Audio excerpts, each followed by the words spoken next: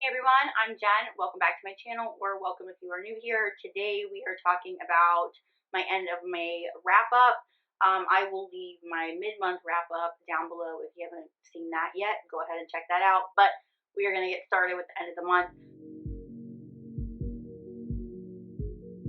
I didn't have a lot of books that I read in May, and that is okay. I don't know if I'm like in a little bit of a slump, or I was in a little bit of a slump, or I just was having an off month. Actually, maybe like an off couple of months. I've been in a reading mood. I just haven't read a lot of books, and that is okay. I have a feeling that June is a little bit of a turnaround for me. We'll see. I only have 3 books to talk about today. So instead of doing a completely different video on a TBR, I think I'm going to kind of lump that in with this. I mentioned in last month's wrap up that I've been having a hard time feeling a little bit overwhelmed on how many books there are that I want to read and just what do I read. I always feel like I'm falling behind and I don't know what I'm falling behind on. I think it's just my own, it's me. It's my brain. It's my own brain. So I thought, even though I haven't typically done well with a TBR in the past, I thought maybe let's try that and maybe that would help me. Even though I am a mood reader typically, I can always just pick up a book if I want to read it. Like, whatever. I think a TBR will help me in the times where I'm like, what do I read? What do I want to read? I don't know what to read. I can go back to this TBR. So I'm going to lump that in to the end of this. So I'm going to stop rambling here and we'll start rambling about the last 3 books that I read of the month. Here we go. The first book that I'm going to talk about today is Resisting Mr. Granville by Sam Mariano. This is a dual POV. There is a pretty hefty age gap. It's a forbidden romance. There are some trigger warnings that are associated with sexual and physical abuse, so please check those if you need to. Even though this was my first Sam Mariano book and it wasn't a complete winner for me, it will not be my last. There are a few other books that I have of hers on my TBR that I know I will get to. This just didn't quite do it for me. This also was the buddy read that I did in collaboration with Mandy and Jessica over at Bestie Book Reviews and Amber over at Amber Reads Romance. I will leave that video down below of our live show if you're interested in that. If you haven't seen it, go check that out as well. But this follows Kennedy and Milo. Kennedy met Milo when she was, I think, around like 17. She actually met him when he was coming out of her mother's bedroom. He was dating her mother.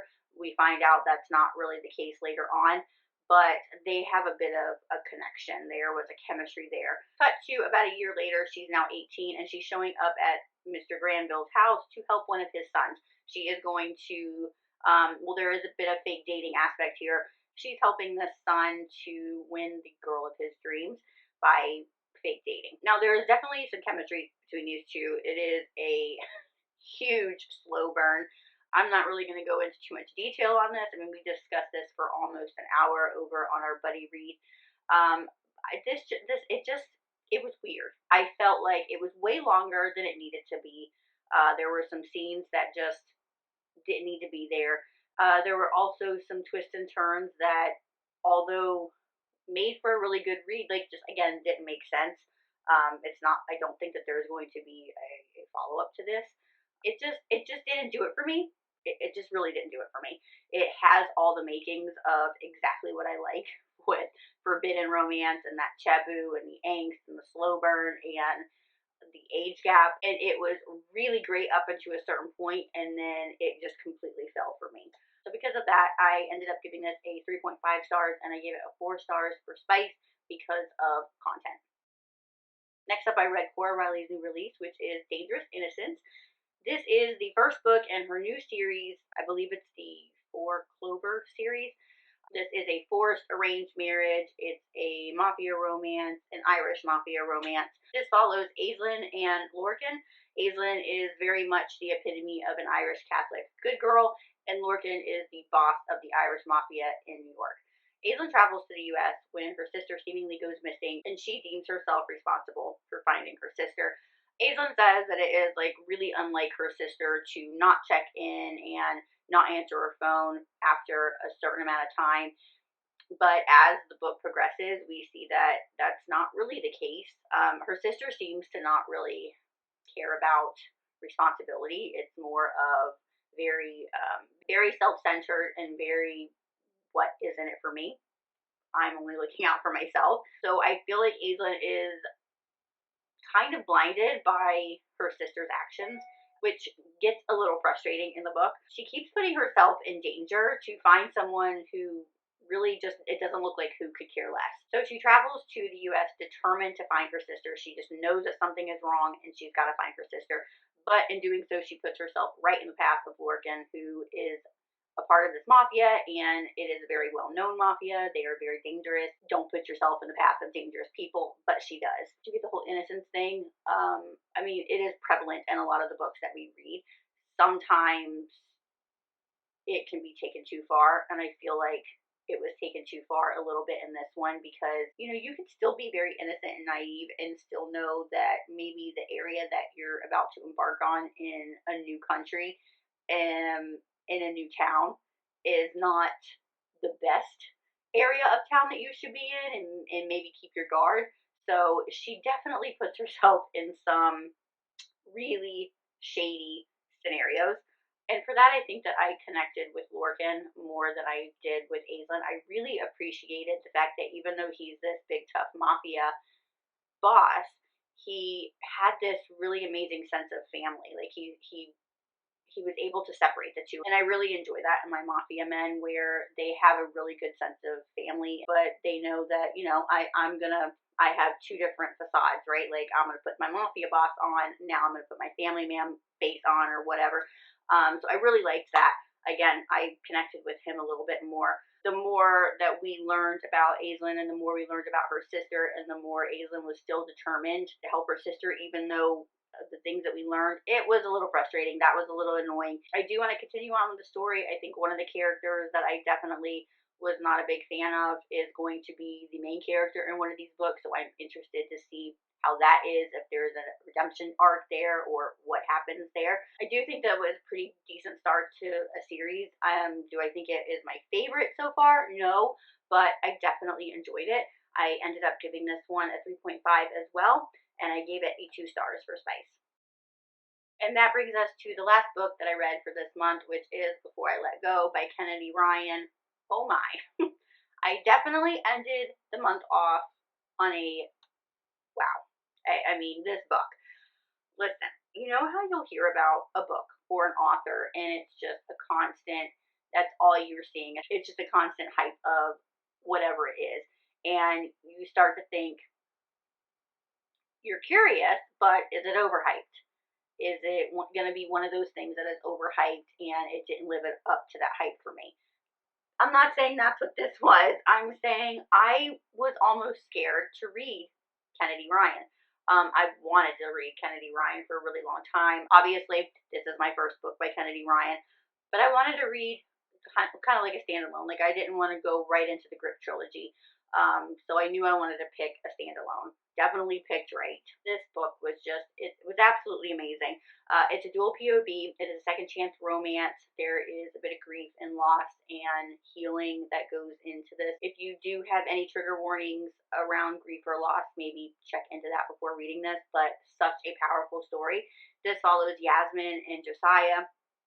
What I loved about this book, and what really intrigued me to want to read it, was that it is about a couple, a relationship of a couple who have been married before. So Yasmin and Josiah are actually divorced.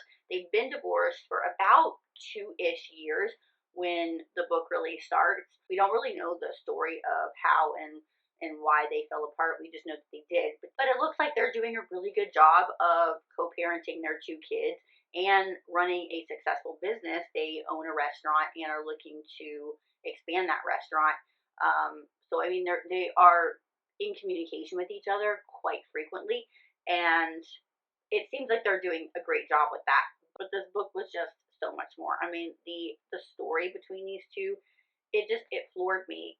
Kennedy Ryan's words, the way that she can articulate how somebody goes through grief, because we all go through grief differently. We all handle loss differently.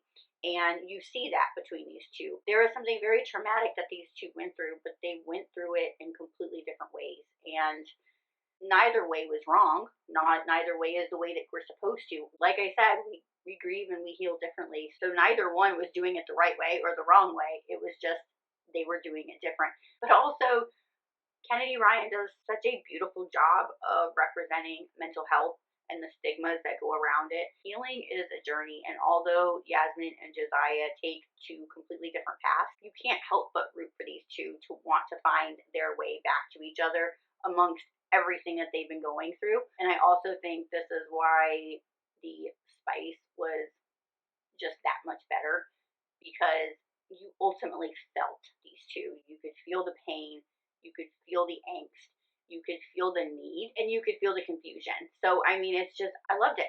I loved it. I absolutely loved it. I cannot wait to read more from her. This was so different, but it was such an impactful story, and I just was drawn in by the way that Kennedy Ryan writes. I mean, now I get it. Now I get the hype. Yes, hype is real. I should not have been scared to pick up one of her books. Definitely am not scared to pick up another one. Haven't already guessed, it was a 5-star read for me. I gave it a 2 stars for Spice.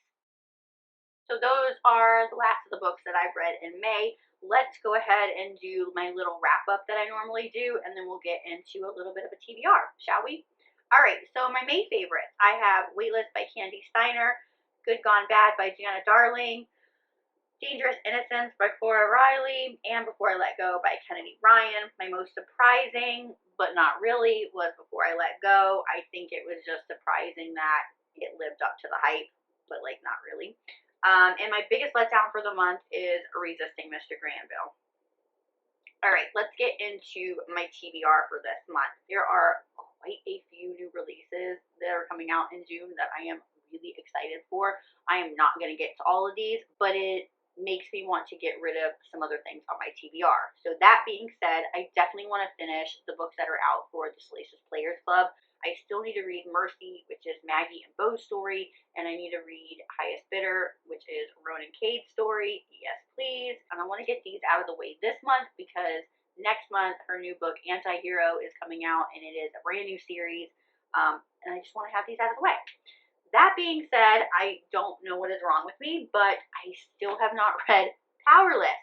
So I want to get Powerless and then Reckless off of my list as well.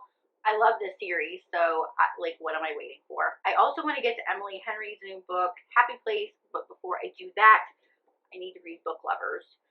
I think I was waiting for like June or July for this. For whatever reason, I feel like her books give me like a summer vibe anyway, so I think that'll be perfect for this month. And then a book that has been on my TBR for like nearly a decade. I don't even think that I'm exaggerating with that. I really don't. It's very close. It's very close to that. I have Beautiful Disaster by Jamie McGuire. I want to watch the movie, but I need to read this book first. So that is on my TBR. What else do we have? Ooh, okay, my girl, my queen, my taboo queen, QB Tyler is coming out with her brand new book this month, Keep Her Safe. It is a bodyguard romance. I am just so ready for that. Like, I will be MIA on June 15th, everybody, so just know that. What else do we have? Turn Me On by Lauren Blakely is on here. What else can we put on this TBR? I like to give myself options, can you not tell? Well, here's one that I definitely know that I'm going to get to. It is Liars Like Us by J.T. Geissinger. This is our June buddy read for the month, so I will be buddy reading this with Amber Reads Romance and Bessie Book Reviews. I will leave all that information down below. I think by the time that this goes up, I will already have posted on the community as well, so you can set a reminder for that, but we will definitely be getting to that one. I am really excited about this one. Very highly anticipated. I've got high hopes for this one, so I'm super excited for it. I also have The Nordic King. I have had this on my Kindle for a long time, so let's get that read, shall we? Yeah, so I think that gives me a really good list to start with this month. We'll see how it goes. I will check back in with you mid-month. Let me know down below what you're planning on reading this month, if there are any new releases that you are excited to read, what is on your TBR for this month, and what was your favorite book of May. Alright guys, well that is going to do it for today. If you enjoyed this video, please give it a thumbs up and subscribe if you're not already so we can talk more about books. Until next time, happy reading. Bye.